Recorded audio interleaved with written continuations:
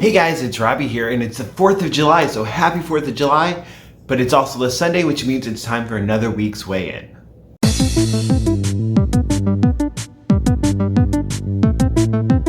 Alright everybody, so first of all, allergy face going on like crazy. My nose is running, my eye is all red and runny.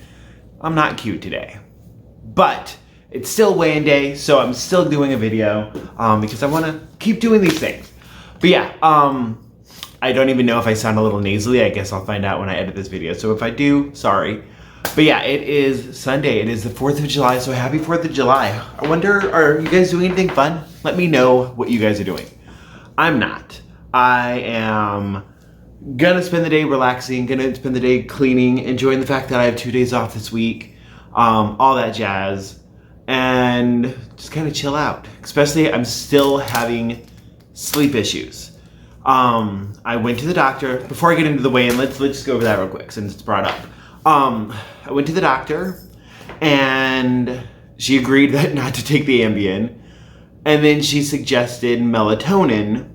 I explained to her that I've had melatonin before. I had the bottle at home. Like, it didn't do anything. It helped me fall asleep, but then like 10 minutes later I'll wake up. She's like, well, if I prescribe it, it's going to be a higher dose. So go home, let me see what the dose is, and then I'll prescribe you something stronger. And I was just like, could I just go home, see what it is? And if it's like, just do the math to whatever you're going to prescribe. You're going to prescribe 7. I can just double my pills. And she's like, yeah, you can totally do that. I'm sure it doesn't have extra stuff in it. Just make sure that. She's like, because I wanted just pure melatonin. So I got home, I checked. It's the melatonin. And so double that. Well, double that did nothing. I did fall asleep, but I haven't been having too many issues actually falling asleep for a minute. But that's the thing, it's like a minute. So sleep has been a little wonky, hardcore this week. Last night, really weird. I fell asleep at like 6 or 7. No, I got home at 6. Fell at home at 7 or 7:30. Woke up at midnight. No. Not even that. I woke up at 10. Last night, I had woken up at midnight. Or the night before. Guys, I need sleep so bad. My brain is not working. But yeah, I guess y'all know I have issues anyway. Yeah, so I got 3 hours of sleep last night. Then luckily this morning, though, I actually fell asleep for like a half hour. So that was cool. But yeah, I gotta find something. I've tried everything, and thank you all for the suggestions that you've given me. Super helpful, but I have tried most of them. I've tried so many things. So we're gonna take it from there. I might just ask her Monday or she's probably off Monday because it's a holiday today. But I'm gonna send a message in the MyChart thing and just ask, hey, I'm on trazodone. Can I just double that? Because a lot of my friends take 100 milligrams of trazodone to go to sleep. So I take 50. If I up it, maybe that'll work. I don't know. We'll see. I'm about ready to start smoking pot, and I'm not a pot smoker. Anyway, enough of that. Let's get into the weigh-in. I wrote it down on a bill. But so, y'all know I had lost 100 pounds, then I gained 10. So I was trying to be really, really extra diligent this past week. And I did well. There was a couple of days where I was like, I don't know how that's gonna go. But overall, it ended up being a good week.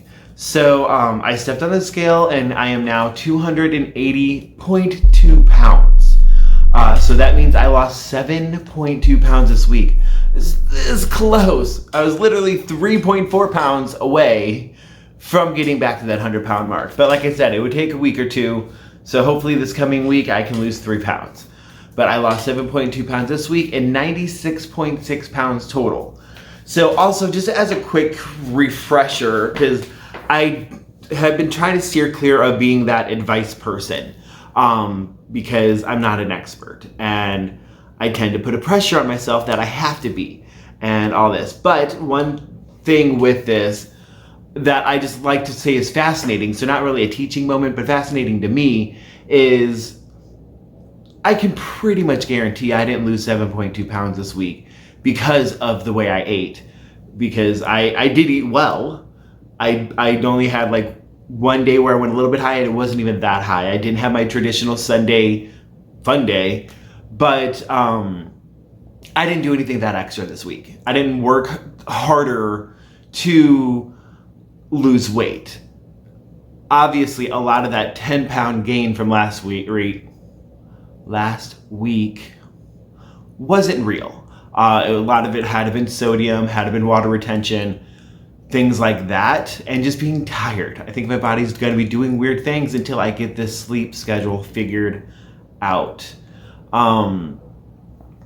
So, just as a reminder, I'm putting this out there for you guys as a reminder for myself that when I have a large gain, especially larger than I expected that gain. I ate horrible the previous week, but I didn't expect it to be that high. But as a reminder that it's not always going to be that high, and our bodies do things and all that stuff. That's why I had mentioned on there, I'm upset, but I'm not that upset because I know I'll lose it again. Now it's even more so like I'm gonna lose that, plus not all of it was a real gain. Obviously, I want to get back to the 100-pound mark. I was so proud of myself for that, but I'm still proud of myself for being where I'm at. Even if it is 96.6 pounds, it's still 96.6 pounds. So I'm very proud of that. I do have a ways to go. All these excuses that pop in my head, I'm trying not to feed into. Yeah, I have a ways to go, but I've also come a long way. Trying to change my focus again. I know I've talked about this before, but in the wording, gaining 10 pounds. I only gained 10 pounds and I can lose it again. Not, oh my gosh, I gained 10 pounds. Or, I've got so much more to go, because it can be overwhelming. I've got more than 80 pounds right now to go. If I'm going to 200, I might get there and decide that I do need to go a little bit less. I know from here up it does not look like I have a lot to lose, but honestly, when you look, there is all of this going on. So I'm bigger than I look. A lot of my customers freak out. I'm sharing this with you guys because a lot of my customers are like, oh, I don't know. I don't think you have that much more to go. You just got a little bit. And I'm like, that's because I know how to dress. I know how to wear clothes in a certain way. Honestly, I love this shirt. It's super cute, but the cut of it, it's not one that is going to make me look like I'm skinnier. I'm hoping that one over there in the corner will be. Right now it doesn't fit, but that one is technically a girl's shirt. And so because of the cut, it actually will help me look thinner. A lot of the more feminine clothing I've been wearing will do that because of the way, for lack of a better word, the way the fat has been falling as I'm losing weight. It kind of lands in a more feminine shape that guy clothes obviously do not account for. Like what is this? It's that loose there, but it's not everywhere else. So you'd think I just ordered a shirt that's way too big. It looks like it's way too big, but then if I wore tighter, yeah. Sorry, I'm gonna ramble a little bit. But yeah, so the point was, it can be a little overwhelming to think that I have at least 80 pounds to go. Let's just say I'm at that 100-pound mark, at least 80 pounds to go. 76.8 pounds. When I'm at 100-pound mark, that's when I weigh 276.8. So either way, about 80 pounds to go. That can be overwhelming, but if you turn around and look, that I've gone almost 100 pounds, 96.6 pounds. That's incredible to me. I'm very proud of that, and I'm trying to focus on that instead of getting overwhelmed by the future. Things in general, that's the way my brain goes. That's what I'm trying to work on in general, talking about with my therapist, is I get so overwhelmed with the future, what has to be done, what needs to be done, what could happen, what will happen, what might happen, what probably won't happen, but what I wish would happen. All of that going on in my head, that one, I sometimes fall out of the moment because I'm too stressed out about the future, but then I also lose my sense of gratitude for what happened in the past.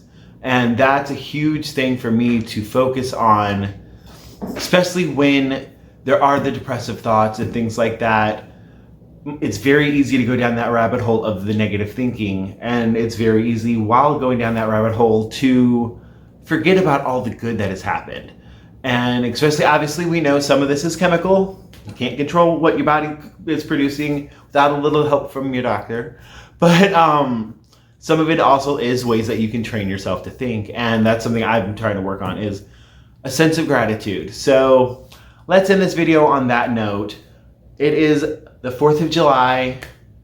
Let's try to have just a sense of gratitude. If you've made it this far into the video, tell me one thing you're grateful for. This isn't Thanksgiving, but it's never wrong to think about that. One thing that you're grateful for that you might take for granted. Let's clarify. So for me, because it's the weight loss channel, I'm grateful for what I have lost weight-wise that I do kind of take for granted.